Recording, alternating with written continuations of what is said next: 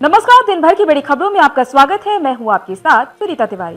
आज के इस बुलेटिन में हम बात करेंगे राम मंदिर के शिखर पर धर्म ध्वज फहराने के बाद बोले प्रधानमंत्री मोदी, आज पूरा विश्व राममय है, हर राम भक्त के हृदय में बसे हैं राम। फिर बात करेंगे बिहार में गृह विभाग पर बीजेपी और जेडी में जुबानी जंग हुई तेज, इरफान अंसारी के बयान पर शहनवाज हुसैन का कड़ा रुख। और बुलेटिन के आखिर में बात होगी दिल्ली वासियों को दिल्ली की मुख्यमंत्री रेखा गुप्ता की सौगात। 70 आयुष्मान आरोग्य मंदिर सेंटर का किया उद्घाटन। लेकिन दिन भर की बड़ी खबरों से पहले एक नजर आज की सुर्खियों पर। प्रधानमंत्री मोदी और आरएसएस चीफ मोहन भागवत ने राम मंदिर के शिखर पर फहराया ध्वज, रामलला के किए दर्शन। अयोध्या में बोले मुख्यमंत्री योगी आदित्यनाथ, राम मंदिर पर ध्वजारोहण यज्ञ की पूर्णाहुति नहीं बल्कि एक नए युग का शुभारंभ है। छत्तीसगढ़ के मुख्यमंत्री विष्णुदेव साय ने केंद्र मंत्री चिराग पासवान से की मुलाकात, फूड प्रोसेसिंग सेक्टर को मिलेगी नई दिशा। नक्सली हिडमा का नारा लगाने वालों पर कसा शिकंजा, एफआईआर में जुड़ी राष्ट्रीय एकता को खतरे में डालने की धारा। बिहार बनेगा new tech hub, AI mission की स्थापना, चीनी मिल को बढ़ावा, कैबिनेट की पहली बैठक में बड़े फैसले। टीएमसी प्रतिनिधिमंडल से मिलेगा चुनाव आयोग, सांसद डेरेक ओब्रायन की चिट्ठी के बाद 28 नवंबर तय हुई बैठक की तारीख। संसद के शीतकालीन सत्र से पहले 30 नवंबर को ऑल पार्टी मीटिंग बुलाएंगे संसदीय कार्य मंत्री किरण रिजिजू।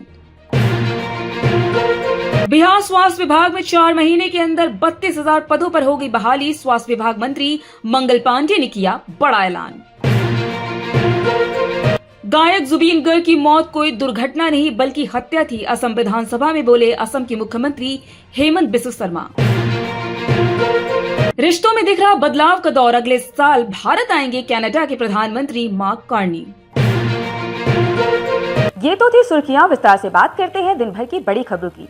प्रधानमंत्री मोदी ने आज यूपी के अयोध्या स्थित राम मंदिर के शिखर पर ध्वज फहराया। इस दौरान उनके आरएसएस के प्रमुख मोहन भागवत और यूपी के सीएम योगी आदित्यनाथ भी मौजूद रहे। राम मंदिर के शिखर पर ध्वज फहराने के बाद पीएम मोदी ने कहा, संपूर्ण विश्व राममय है, राम भक्त के दिल में असीम संतोष है, सदियों के घाव भर रहे हैं। आइए जानते हैं इस रिपोर्ट में और क्या कहा प्रधानमंत्री मोदी ने अयोध्या स्थित राम मंदिर के शिखर पर ध्वज फहराने के बाद।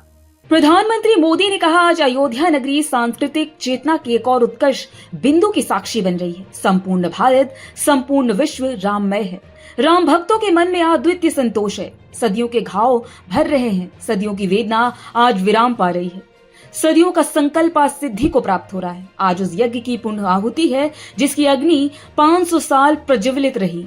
पीएम मोदी ने कहा, ये धर्म ध्वजा केवल एक ध्वजा नहीं, ये भारतीय सभ्यता के पुनः जागरण का ध्वज है। इसका भगवा रंग इस पर रचित सूर्यवंश की ख्याति वर्णित ओम शब्द और अंकित कोवी द्वार वृक्ष रामराज की कीर्ति को प्रतिपित करता है। ये ध्वज संकल्प है, सफलता है। ये ध्वज संघर्ष से सृजन की गाथा है, सदियों से चले आ रहे स्वप्नों का साकार स्वरूप है। ये ध्वज संतों की साधना और समाज की सहभागिता की सार्थक परिणति है। पीएम मोदी ने कहा, ये धर्म ध्वज प्रेरणा बनेगा कि प्राण जाए पर वचन न जाए, अर्थात जो कहा जाए वही किया जाए। ये धर्म ध्वज संदेश देगा कर्म प्रधान विश्व रची राखा, अर्थात विश्व में कर्म और कर्तव्य की प्रार्थना को। ये धर्म ध्वज कामना करेगा बैर न विग्रह आस न त्रासा, सुख में ताही सदा अब आशा, यानी भेदभाव पीड़ा परेशानी से मुक्ति और समाज में शांति एवं सुख हो। पीएम मोदी ने कहा, मुझे बहुत खुशी है कि राम मंदिर का ये दिव्य प्रांगण भारत के सामूहिक सामर्थ्य को भी चेतना स्थली बना रहा है। यहाँ 7 मंदिर बने हैं। यहाँ माता शबरी का मंदिर बना है जो जनजातीय समाज के प्रेम भाव और आतिथ्य की प्रतिमूर्ति है। यहाँ निशा दराज का मंदिर बना है। ये उस मृतता का साक्षी है जो साधन नहीं साध्य को और उसकी भावना को पूजती है। पीएम मोदी ने कहा, हम सब जानते हैं कि हमारे राम भेद से नहीं भाव से जुड़ते हैं। उनके लिए व्यक्ति का कुल नहीं उसकी भक्ति महत्वपूर्ण है। उन्हें वंश नहीं मूल्य प्रिय है, उन्हें शक्ति नहीं सहयोग महान लगता है। आज हम भी उसी भावना से आगे बढ़ रहे हैं। पीएम मोदी ने कहा, आज अयोध्या फिर से वह नगरी बन रही है जो दुनिया के लिए उदाहरण बनेगी। त्रेता युग की अयोध्या ने मानवता को नीति दी, 21वीं सदी की अयोध्या मानवता को विकास का नया मॉडल दे रही है। तब अयोध्या मर्यादा का केंद्र थी, अब अयोध्या विकसित भारत का मेरुदंड बनकर उभर रही है।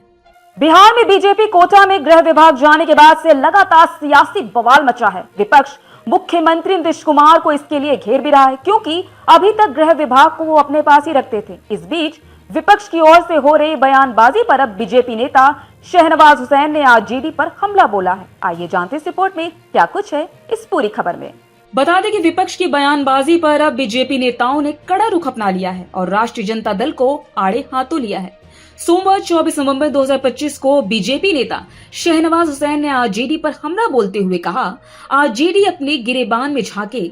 सम्राट चौधरी बेहतरीन मंत्री हैं। वह पहले पंचायती राज मंत्री के तौर पर भी बेहतर काम कर चुके हैं और विपक्ष के नेता के रूप में भी उन्होंने शानदार भूमिका निभाई है। अब वित्त मंत्री के नाते पूरे वित्त प्रबंधन को सम्राट चौधरी ने बहुत अच्छे से संभाला है। वह गृह मंत्री बने, इसलिए आरजेडी के लोगों को डर लग रहा है। डर कर ही वे ऐसे बयान दे रहे हैं। बता दें कि शहनवाज हुसैन से पहले केंद्र मंत्री जितिन राम मांझी ने भी आरजेडी पर हमला बोला था। उन्होंने तल्ख लहजे में कहा था, जो हश्र धरती पर डायनासोर का हुआ है, आने वाले वक्त में वही हश्र बिहार में राजद का होगा। अब तो सब लोग कहने लगे हैं धरती पर दोबारा डायनासोर आ सकता है, पर बिहार में राजद के लोग नहीं आ सकते।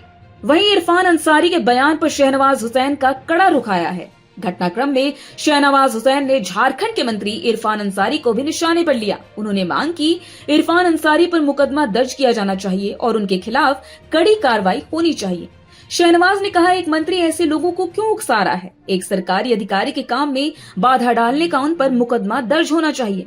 ये कहना कि बीएलओ आए तो घर में बांध कर रख लो, या एक गैर जिम्मेदाराना बयान है। किस तरह के लोग मंत्री बन जाते हैं और इस तरह के बयान दे भी देते हैं। दिल्ली की मुख्यमंत्री रेखा गुप्ता ने मंगलवार 25 नवंबर यानी आज शक्तिनगर से अलग अलग जिलों में 77 नए आयुष्मान आरोग्य मंदिरों का शुभारंभ किया। इस अवसर पर मॉडल टाउन के विधायक अशोक गोयल भी उपस्थित रहे। आइए जानते हैं इस रिपोर्ट में क्या कहा दिल्ली की मुख्यमंत्री रेखा गुप्ता ने पूर्व में रही केजरीवाल सरकार को लेकर। बता दें कि मुख्यमंत्री रेखा गुप्ता ने जानकारी दी कि इन आयुष्मान आरोग्य मंदिरों में नियमित स्वास्थ्य जांच, डॉक्टर परामर्श, आवश्यक दवाइयां, मातृ शिशु स्वास्थ्य सेवाएं, टीकाकरण, preventive health care, cervical cancer की स्क्रीनिंग और टीकाकरण जैसी सुविधाएं मुफ्त उपलब्ध हैं। उन्होंने बताया, आयुष्मान भारत योजना, जन औषधि केंद्र, वह वंदना योजना और आयुष्मान आरोग्य मंदिर मिलकर दिल्ली में एक ऐसी स्वास्थ्य प्रणाली का निर्माण कर रहे हैं जहां बेहतर इलाज हर किसी का अधिकार है। दवाइयां किफायती हैं और आधुनिक सुविधाएं हर नागरिक की पहुंच में है।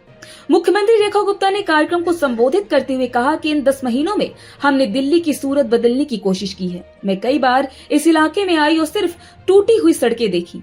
इतने सालों में, इतने लंबे समय तक सरकार में रहने के बावजूद पिछली सरकारों में बहुत कम काम हुआ। सालों तक शहर को इसी हालत में छोड़ दिया गया। उन्होंने जनता से पूछा, पिछले 10 से 11 सालों में क्या आपके पिछले विधायक कभी आपके बीच ऐसे आए थे? क्या उन्होंने कभी ऐसे कदम उठाए? मोहल्ला क्लिनिक को लेकर निशाना साधते हुए मुख्यमंत्री रेखा गुप्ता ने कहा, सालों तक पिछली सरकारों ने मोहल्ला क्लिनिक के आइडिया को बढ़ावा दिया, लेकिन असल में कितने लोग इन क्लिनिक में गए और उन्हें देखा गया? उन्होंने बस बड़े हॉल या सड़कों के किनारे प्रोपेगेंडा पोस्टर लगाए जिन पर उनकी बड़ी तस्वीरें लगी थी। उन बड़ी तस्वीरों के पीछे बहुत कम काम था। दवा, डॉक्टर, कोई स्टाफ नहीं था। आज एक आरोग्य मंदिर के अंदर कदम रखें और खुद देखें, हर एक आरोग्य मंदिर आपके प्राइमरी हॉस्पिटल की तरह ही काम करता है। तो आज इस बुलेटिन में इतना ही। आप देखते रहिए दी लोकसभा।